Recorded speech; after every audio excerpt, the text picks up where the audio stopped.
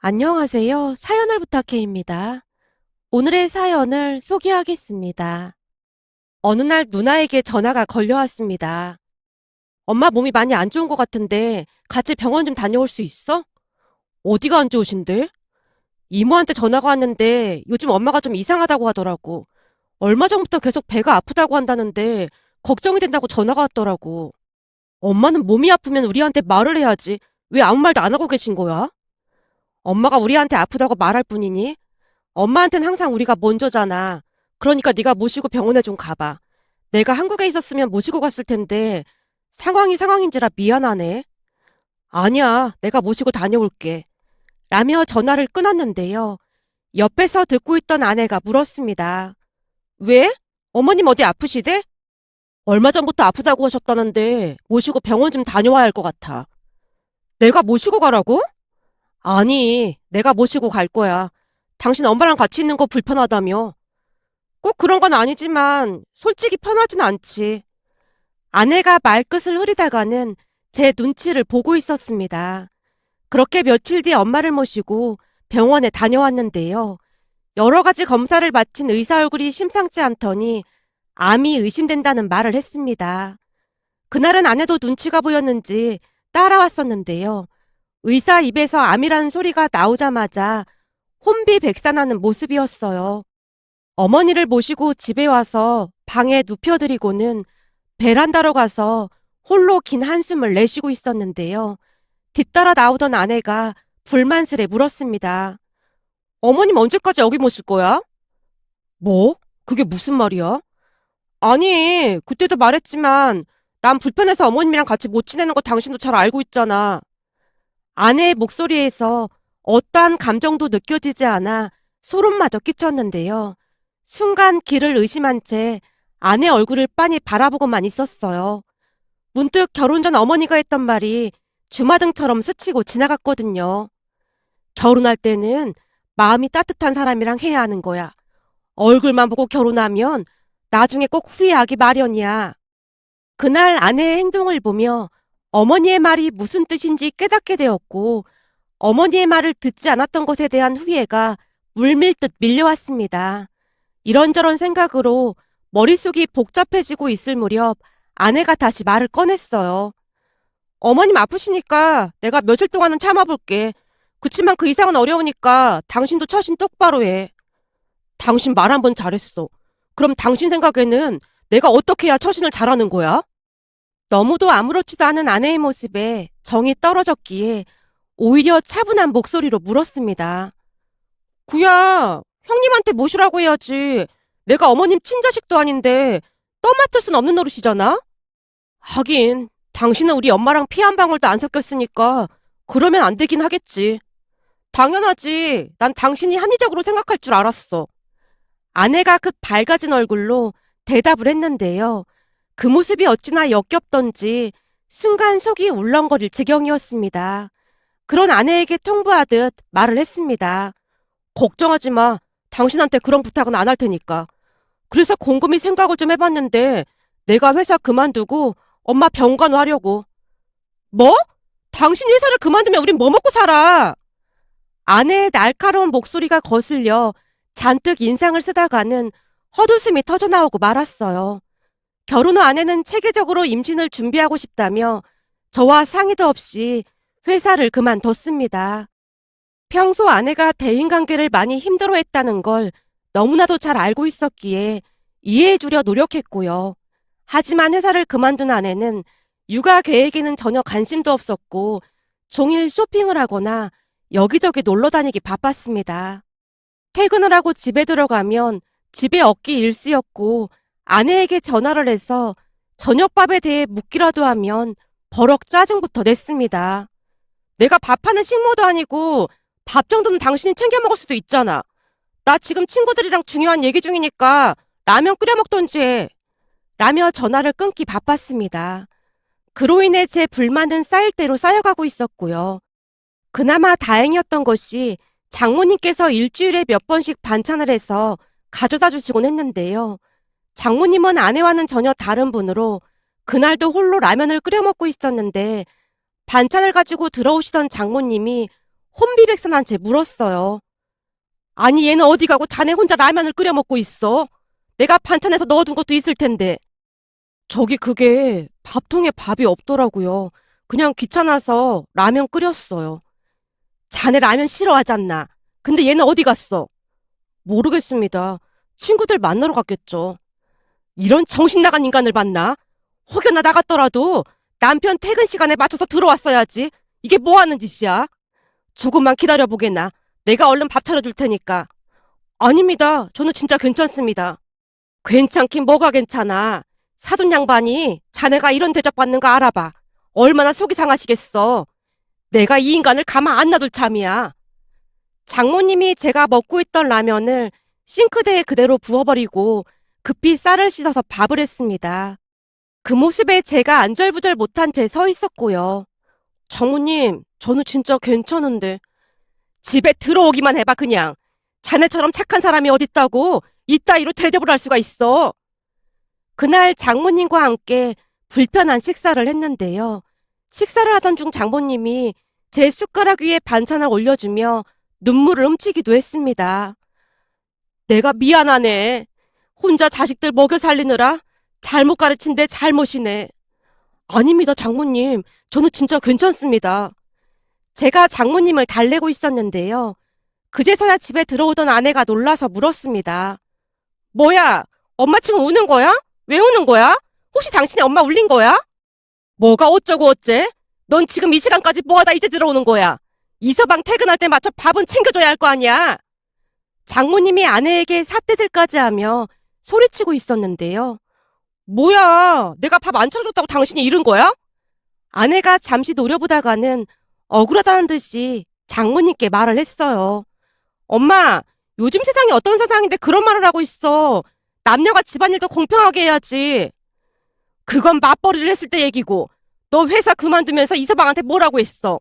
집안 살림뿐만 아니라 임신도 계획하고 있어서 그만둔다고 했잖니. 그러면서 이따위로 행동을 하고 자빠졌어? 넌 대체 양심이 있는 거니 없는 거니? 내가 뭘 어쨌다고 그래? 뭐가 어쩌고 어째? 그래놓고는 올케 언니한테 그 난리를 쳤어. 대체 내가 무슨 난리를 쳤다는 거야? 이거 완전 꼴통 아니야. 네 올케 언니는 맞벌이라는데도 네 오빠한테 청소랑 빨래 시킨다고 찾아가서 집안을 발칵 뒤집어 놨던 거 벌써 잊은 거야? 거기다 네 오빠 밥도 안 챙겨준다고 쌩 난리를 쳐서 네 올케 언니가 울고불고 한 것도 벌써 기억이 안 나는 거야? 그러면서 너는 지금 뭐 하는 짓이야? 맞벌이도 아니면서 왼종일 쳐 노느라 남편 밥도 안 챙겨줘? 내로남불이라고 하더니만 뭐 이런 정신 나간 게 다 있어. 장모님이 작정이라도 한 듯 아내에게 쏘아붙이고 있었고 찔리긴 찔렸던 모양으로 아내가 입을 다무는 모습이었습니다. 너 한 번만 더 이서방 혼자 라면 끓여 먹게 하기만 해봐. 내가 네 올케 언니한테 네 행실 다 말해서 개망신 줄 참이니까. 뭐? 엄마, 아무리 그래도 그건 아니지. 아니긴 뭐가 아니야. 내가 온 세상에 네 행실을 다 밝히고 다닐 참이야. 장모님이 어찌나 흥분한 채 말을 하던지 아내가 잔뜩 주눅이 든 채 더 이상 말대꾸를 하지 않았습니다. 그때 아내는 조금씩 눈치를 보기 시작했고 외출을 줄이는 모습이었습니다. 거기다 특별한 일이 있지 않는 한 저녁밥도 잘 차려줬어요. 장모님은 아내가 이기적이라는 사실을 잘 알고 계셨고 아내가 잘못을 할 때마다 따끔하게 야단을 치곤 했습니다. 그런 장모님 덕분에 큰 다툼 없이 버틸 수 있었던 것 같습니다. 그냥 든든한 백이 있는 그런 느낌이었으니까요. 그런데 어머니께서 아프신 와중에 그것도 암이라는 말을 들었음에도 아내의 어이없는 행동에 소름이 끼쳐왔고 제가 다시 통보하듯 말을 했습니다. 난 적어도 당신이랑 상의는 하고 그만두겠다고 하고 있잖아. 근데 당신은 나랑 상의도 하지 않고 그만뒀잖아. 난 이제부터 우리 엄마 병간 회의하니까 당신이 다시 취직해. 뭐? 그게 무슨 말이야? 나보고 취직하라고? 그래. 안 그럼 지금 방법이 없잖아. 다른 것도 아니고 암 걸린 엄마를 혼자 둘 순 없는 노릇이잖아. 근데 당신은 절대 엄마랑 같이 못 지낸다고 하니까 내가 엄마랑 같이 있으면서 간호할게. 그냥 간병인 쓰고 당신이 저녁에만 들여다보면 되잖아. 집에 안 들어와도 아무 말도 안 할 테니까 그렇게 하자. 아니, 그건 안 될 것 같아. 엄마도 우리 남매 키우느라 평생을 고생만 하셨는데 치료받다 잘못되시면 난 못 견딜 것 같거든. 그럼 대체 어쩌라는 거야? 계속 말했잖아. 회사 그만둘 거라고. 자식이 당신만 있는 것도 아니고 왜 당신이 회사를 그만둬? 형님도 있잖아. 형님이 병건하면 되는 거잖아. 당신 지금 그걸 말이라고 해? 누나는 지금 미국에 주재원으로 가 있잖아. 그럼 형님이 그만두고 와야 하는 게 맞는 거지. 당신 진짜 양심이 없어도 너무 없다. 그동안 누나가 우리한테 어떻게 했는데 그런 말을 할 수가 있어. 물론 형님이 잘한 건 맞긴 한데 그렇다고 당신이 회사를 그만두는 건 아니지. 누나랑 통화해봤는데 몇 달 있으면 한국에 들어온다고 하니까 그때까지만 내가 엄마 병간호하다가 그 이후에는 누나가 모신다고 했어. 그때쯤이면 많이 좋아지실 테니까 난 다시 취직하면 되고. 이런 좋은 회사에 다시 들어갈 수 있을 것 같아? 어림도 없는 소리야. 당신 연봉이 얼마인데 그런 소리를 해. 그럼 나더러 어쩌란 말이야. 그러게 평생 엄마를 모시라고 한 것도 아니고 누나가 들어올 때까지만 부탁한다고 내가 말했잖아. 근데도 당신은 계속 싫다고만 하고 있는데 나보고 어쩌란 말이야. 결국 아내와 큰 소리로 다투게 되었고 다음날 어머니가 집에 돌아간다고 고집을 부렸습니다. 나 괜찮으니까 싸우지 말고 살아. 집에 있다가 진짜 힘들면 다시 말할 테니까. 엄마, 곧 수술도 해야 하고 항암 치료도 받아야 하는데 힘들어서 안 돼.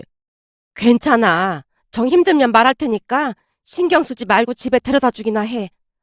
어머니가 워낙 고집을 부리셨기에 우선은 모셔다 드렸는데요. 아내는 그저 입을 꾹 다문 채 불만스러운 표정으로 서 있을 뿐이었습니다. 그날 어머니를 모셔다 드리고 술을 한 잔 마셨어요. 술에 취해서 그랬는지는 모르겠지만 택시를 타고 처가댁으로 향했고 초인종을 누르자마자 장모님이 놀라서 물었습니다. 이 밤중에 자네가 웬일인가? 웬 술을 이렇게나 많이 마셨어? 장모님, 제가 너무 속상해서 찾아왔습니다. 비록 술에 취해 있었지만 실수를 하지 않으려 애쓴 채 집 안으로 들어갔습니다. 그리고는 장모님께 하소연을 하기 시작했는데요. 말을 하는 내내 서러운 마음이 들어 눈물이 뚝뚝 떨어지고 말았습니다. 아무 말 없이 제 말을 듣고 있던 장모님의 얼굴은 놀라움으로 가득해 보였고요. 그날 장모님이 집까지 바래다 줬고 아내와는 말도 섞지 않은 채 며칠을 지냈는데요. 어느 날 아침 아내가 물었습니다. 당신 회사는 어떻게 할 참이야? 왜? 회사 그만둘까봐 걱정돼서 그래? 당연한 거 아니겠어? 곧 2세 계획도 세워야 하는데 다시 생각해봐야 하잖아. 2세 계획을 세울 생각은 있었던 거야? 당신 왜 말을 비꼬고 그래? 아니 나는 그냥 궁금해서 그렇지. 그리고 누나가 회사 그만두고 들어오기로 했으니까 그런 줄 알고 있어. 뭐? 형님이 그러겠대? 그럼 어떡하겠어. 안 그럼 내가 회사를 그만둬야 하는데. 근데 앞으로 누나한테 뭐 도움받을 생각도 하지도 마. 알았어. 누가 뭐래? 아내가 입을 삐죽이고 있었지만 속으로는 내심 좋은 모양으로 입꼬리가 살짝 올라가 있었습니다.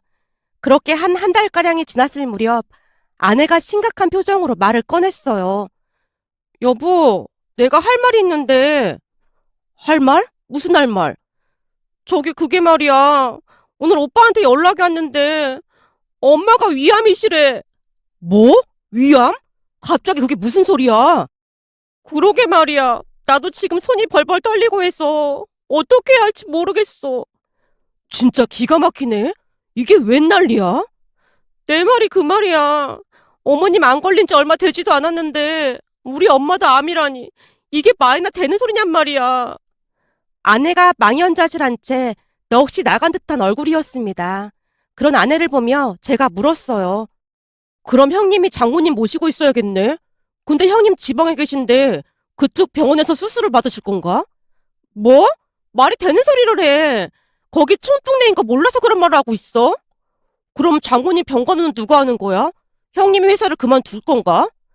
제가 궁금한 듯 물었는데요. 아내가 눈을 요리조리 굴리는 듯 하더니만 힘겹게 말을 꺼냈습니다.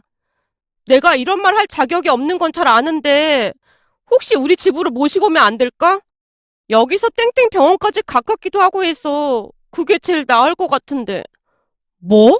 당신 진짜 양심이 있는 거야, 없는 거야? 다른 사람도 아니고 당신이 그런 말을 하면 안 되는 거지. 물론 나도 양심이 없는 건 잘 알지만 당신이 이해를 좀 해주면 안 될까?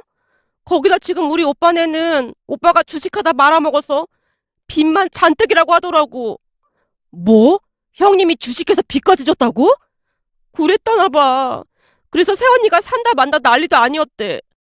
아니, 대출을 얼마나 받았길래 그래? 여기저기 대출을 어마어마하게 받았다나 봐. 지금 그거 갚느라 투잡까지 뛰고 있고 말이야. 그래서 지금 당장 엄마 수술비랑 병원비도 걱정이거든. 당신이 좀 도와주면 안 될까? 당신도 알다시피 난 회사 그만두고 퇴직금이랑 있는 대로 다 써서 돈이 없거든. 장모님 그 정도 돈은 있다고 했잖아. 그랬는데 오빠가 주식으로 다 말아먹어서 오빠랑 새언니가 사내 만회하니까 엄마가 있는 돈 없는 돈 싸그리 줬다고 하더라고. 아내의 얼굴이 새하얗게 질려 있었습니다. 그리고 너무나 어이가 없어서 순간 제 입에서 실수가 터져나오고 말았어요. 당신 지금 웃는 거야? 우리 엄마가 아프다고 하는데 너무한 거 아니야? 당신도 얼마 전에 우리 엄마가 암이라고 했을 때 남일 말하듯 말했잖아? 지금에 와서 나한테 이러는 건 양심이 없는 거지. 그때 내가 엄마 병원비 보탠다고 했을 때도 누나가 돈 많으니까 알아서 하게 두라며. 근데 나한테 그런 말이 나와? 지금 이건 상황이 다르잖아. 지금 우리 친정 형편이 좀 그렇잖아. 내 생각에는 별반 다르지 않다는 생각이 들거든. 그러니까 당신이 알아서 해. 나도 관심 없으니까. 여보, 당신 이런 사람 아니었잖아. 설마 우리 엄마를 모른 척 하겠다는 거야? 당신도 안 걸린 우리 엄마 모른 척 했잖아. 지금 당신 심정이 딱 그때 내 심정이었어. 그러니까 나한테 두 번 다시 그런 말 꺼내지도 마. 아내에게 그토록 무섭게 행동을 한 건 처음이었던 것 같습니다. 하지만 제 입장에서는 너무나도 당연하다는 생각만 들었어요. 제가 그 어느 때보다 단호하게 행동을 하자 아내가 울먹이기 시작했습니다. 그 모습에 제가 다시 일침을 가했고요. 당신한테 양심이란 게 있으면 나한테 이러는 거 아니야. 생각해봐. 우리 엄마 암 진단 받고 누나가 미국에서 들어온 거 알고 있었으면서 당신 엄마나 누나한테 안부 전화 한 통 한 적 있어? 사람이 그러는 거 아니야. 그건 형님이랑 어머님께 죄송해서 전화를 드릴 수가 없었던 거야. 그걸 지금 핑계라고 대고 있는 거야? 사람이라면 절대 그렇게 못해. 다른 것도 아니고 시어머니가 암에 걸렸다는데 어떻게 안부 전화 한 통을 안 할 수가 있어? 그동안 마음속 깊이 담아놨던 불만들을 쏟아내고 있었는데요. 아무래도 감정이 격해지다 보니 목소리가 많이 높아져 있었습니다. 평소와는 다른 제 모습에 아내가 잔뜩 겁을 먹은 모습이었고요. 여보, 내가 더 잘못했어. 지금이라도 어머님 찾아뵙고 잘할 테니까 우리 엄마 병원비라도 어떻게 안 될까? 그렇다고 그냥 모른 척 할 순 없는 거잖아. 난 더 이상 할 말 없어. 라며 제가 밖으로 나와버렸는데요. 등 뒤에서 아내가 흐느끼는 소리가 들려왔습니다. 그 뒤 아내가 어머니와 누나에게 전화하고 난리도 아니었던 모양이었어요. 몇 시간 뒤 누나에게 전화가 걸려왔거든요. 휴대폰 보니까 올케가 계속 전화하고 난리도 아니던데. 이제 진실을 밝혀야 하는 거 아니야? 아직은 아니야. 아직은 아니라니. 그럼 언제 진실을 밝힐 건데? 나도 몰라. 지시가 떨어져야 하는 거라. 그냥 내가 한국으로 들어갔어야 하는 게 아닌지 모르겠다. 누나, 나 믿고 기다려준다고 했잖아. 그랬는데 계속 엄마가 걱정돼서 일이 손에 잡혀야 말이지. 엄마는 걱정 안 해도 돼. 오히려 마음 편히 잘 계시니까. 그래도 자식이 없는 것도 아니고 둘씩이나 있는데 사돈어르신께 이러는 게 맞는 건지 모르겠어. 걱정하지 마. 우리 장모님 보통 분이 아니시니까 장모님께서 하라는 대로만 하면 아마도 잘 해결될 거야. 라며 제가 전화를 끊었는데요. 누나는 그 모든 것이 불편했던 것인지 안절부절 못하는 모습이었습니다. 그렇게 며칠이나 지났을까요? 그쯤에서 아내는 울다 지쳐 자기를 반복하고 있었고 얼굴만 마주하면 도와달라고 졸라댔습니다. 여보, 이제는 엄마가 전화도 안 받는단 말이야. 집에 찾아가도 안 계시고 나 진짜 쓰러지기 일보 직전이야. 우리 엄마 불쌍해서 어떡해. 계속 시간이 가면 안 좋은 거 당신도 알잖아. 내가 다 잘못했어. 그러니까 한 번만 용서해줘. 내가 어머님이랑 형님한테도 무릎 꿇고 빌게. 아내가 눈물 콧물을 다 뺀 채 절박한 표정으로 애원을 하고 있었습니다. 그 모습에 제가 나지막한 목소리로 입을 열었어요. 당신 나랑 같이 갈 곳이 있어. 지금? 어딘데? 가기 전에 우리 엄마 좀 도와주면 안 될까? 이제는 오빠랑 올케 언니도 전화 안 받는단 말이야. 우리 집이 어쩌다 이렇게 된 건지 모르겠어. 그러니까 같이 가봐야 한다고. 어딜 가는데? 그냥 따라오기나 해. 제가 입을 꾹 다문 채 운전을 하고 있었는데요. 잠시 후 아내가 물었습니다. 여기는 우리 엄마 집 가는 길이잖아. 맞아. 장모님께 가는 길이야. 우리 엄마한테? 그럼 도와주기로 결정한 거야? 우선 장모님 댁에 가서 말하자. 라며 제가 다시 입을 다문 채 묵묵히 운전만 했는데요. 아내도 잔뜩 긴장한 모습으로 당황한 기색이 역력해 보였습니다. 그렇게 처갓댁에 도착을 해서 초인종을 눌렀는데요. 장모님이 문을 열어줬습니다. 장모님을 보자마자 아내가 따져 물었어요. 엄마, 대체 어디 있었던 거야? 전화는 왜 안 받았던 거야? 우선 들어오기나 해. 라며 장모님이 집 안으로 들어가고 있었기에 우리도 장모님을 따라 집 안으로 들어갔는데요. 장모님 댁 소파에 앉아있던 어머니를 보며 아내가 놀란 채 외쳤습니다. 어머님? 어머님께 저기 왜 계신 거예요? 너 이리 와서 앉아봐라. 내가 듣자 하니 사돈이 암에 걸리셨다는데 네가 못 도와드린다고 했다면서? 그래서 내가 도와드리려고 모시고 왔다. 딸이 잘못을 했으니 딸을 잘못 가르친 내가 바로잡아야 하는 게 당연한 거잖아. 평생 도와달라고 한 것도 아니고 이서방 말로는 네 시누이가 미국에서 돌아올 때까지만 도와달라고 했다는데 그마저도 네가 딱 잘라서 거절했다며. 거기다 이서방이 회사를 그만두고 사돈 병간호를 하겠다는 것도 반대했고 넌 머릿속이 어떻게 생겨먹었길래 이 모양인 거야? 그럼 아픈 시어머니를 홀로 둘 생각이었던 거야?